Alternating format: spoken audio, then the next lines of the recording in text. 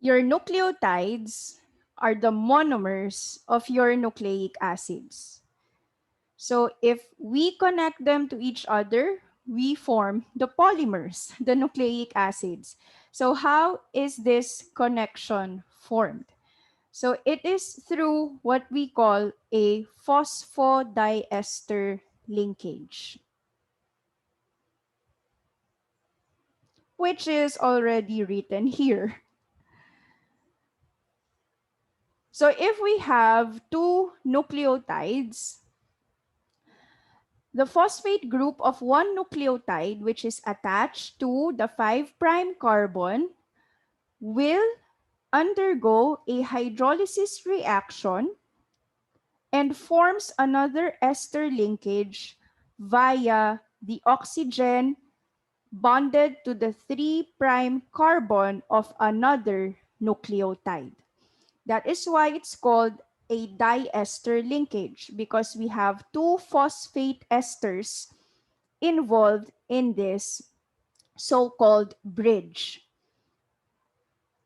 And because of this, we will notice that both your DNA and RNA, single strands, to be specific, display directionality.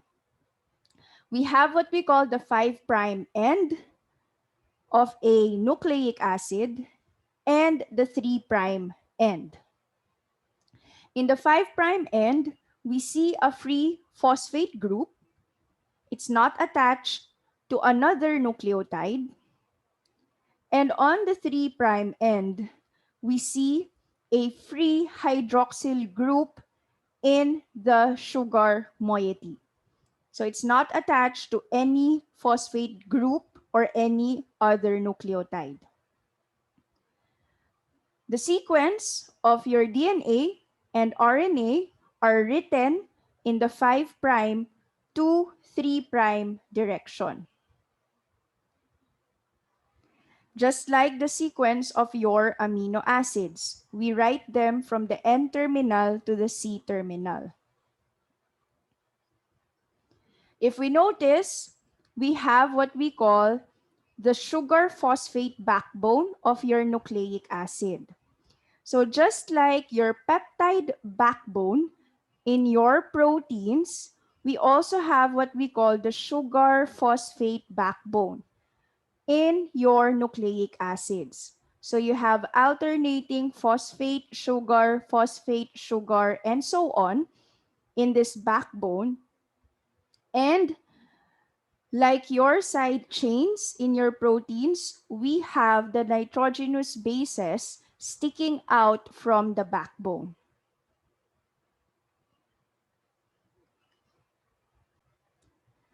This backbone of your nucleic acids is actually subject to slow, non-enzymatic hydrolysis or cleavage in solution.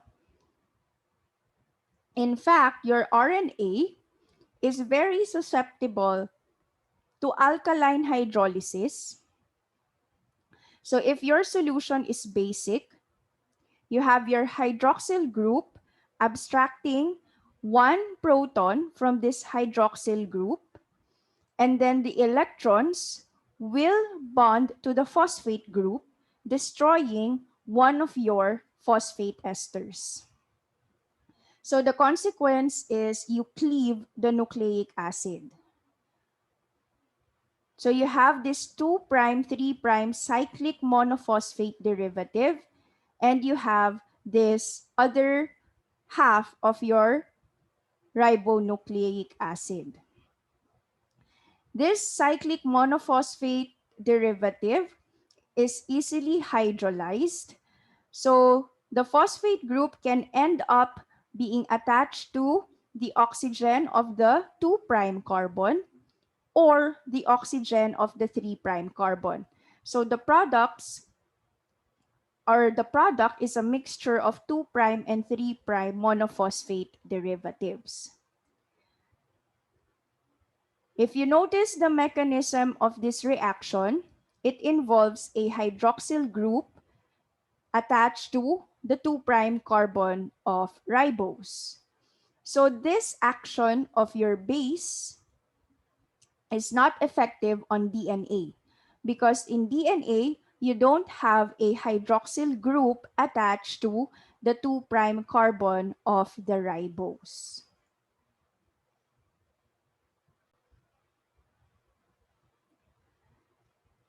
Just like your peptides, we have a term called oligonucleotide. Again, there's no specific qualifier, but some references would say that 50 nucleotides, at least on the average, if you have 50 nucleotides, you can call it oligonucleotide. More than 50, you call it polynucleotide.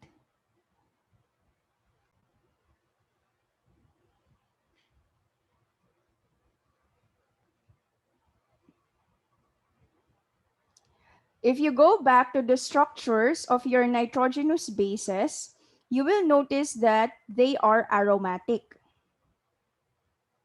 And aromatic groups have electrons that are delocalized. So your pi electrons are delocalized. And this is actually important in the structure of your nucleic acids. But before we go to that, let's talk about the absorption spectra of our nucleotides.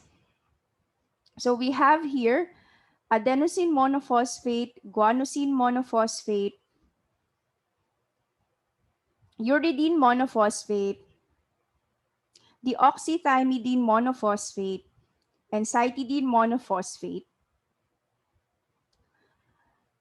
So all of these have different absorption profiles.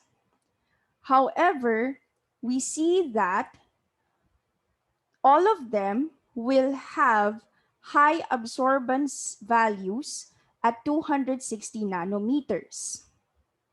Therefore, we can measure the concentration of not just your nucleotides, but also your nucleic acids, both your DNA and RNA, using spectrophotometry, setting the wavelength to 260 nanometers.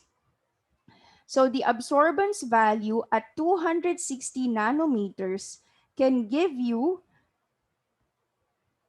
an approximate concentration of your purified DNA or RNA.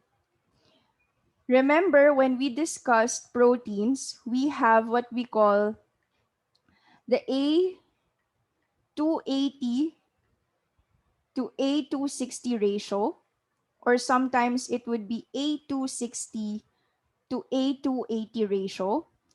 We are comparing the absorbance values at these two wavelengths. At 280 nanometers, this is the absorbance value for your protein.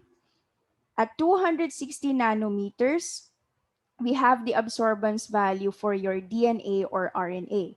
The reason why we are getting this ratio is to check for the purity of our isolated protein or isolated DNA.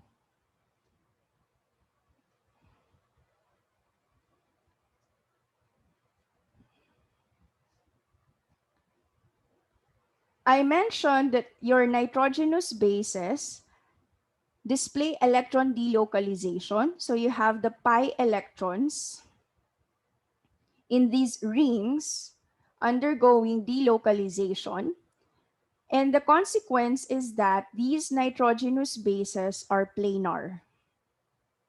So your pyrimidines are perfectly planar, while your purines display a bit of puckering, just like your 2' endo or 3' exo in the ribose.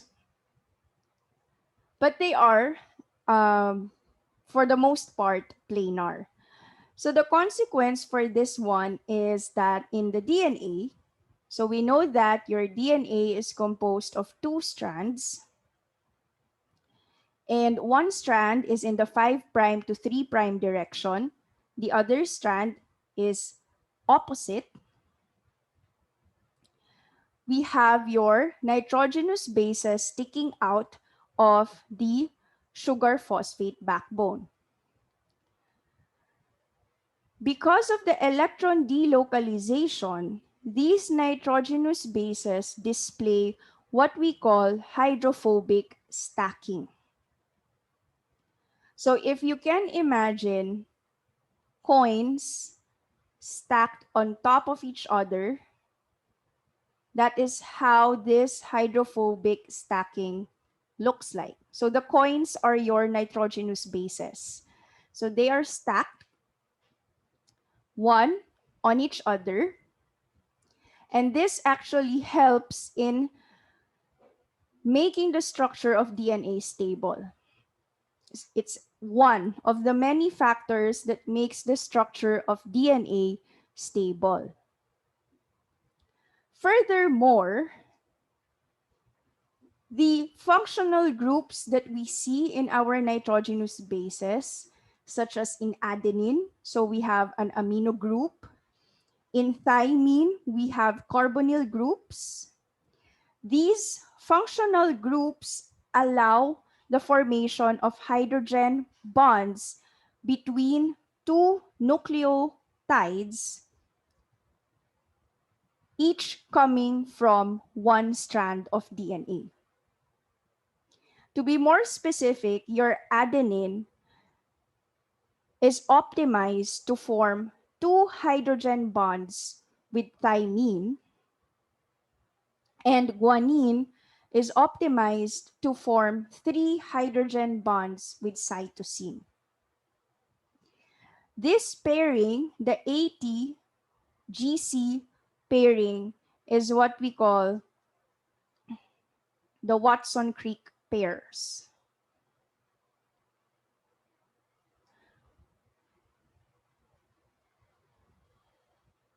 So this is based on the structural findings of Watson and Crick. So when they studied the structure of DNA, they proposed that A partners with T and G partners with C.